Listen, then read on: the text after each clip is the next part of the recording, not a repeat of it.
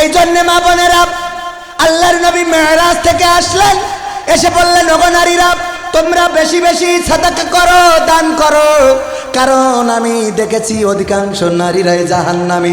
গতকালকের আলোচনায় বললাম, ওগো আমার ভাইয়েরা, বলেন জাহান্নামে যাবে বেশি কারা? কারা? আর জান্নাতে যাবে বেশি কারা?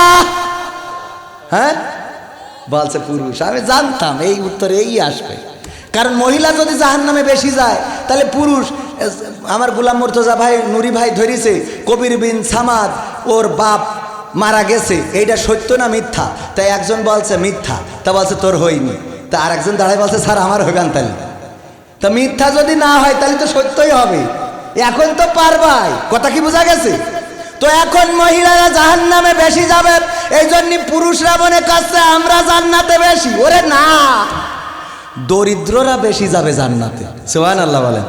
কারা? দরিদ্ররা, সে নারী হোক পুরুষ হোক, দরিদ্র মানুষ যাবে বেশি জান্নাতে, আর জাহান্নামে যাবে বেশি নারীরা।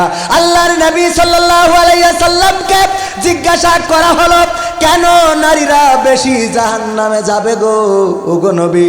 আমার আল্লাহর নবী বললেন, দুইটা কারণে নারীরা বেশি জাহান্নামী। তার মধ্যে এক নম্বর কারণ হলো ওরা স্বামীর প্রতি অকৃতজ্ঞতা প্রকাশ করে। স্বামীর প্রতি কি করে? স্বামী সারাটা দিন কত কষ্ট করে, প্রবাসে কত কষ্ট করে টাকা পাঠায়, আর ওই টাকা ব্যাংক থেকে তুলে নিয়ে দেওরের মোটরসাইকেলের পিছনে উঠে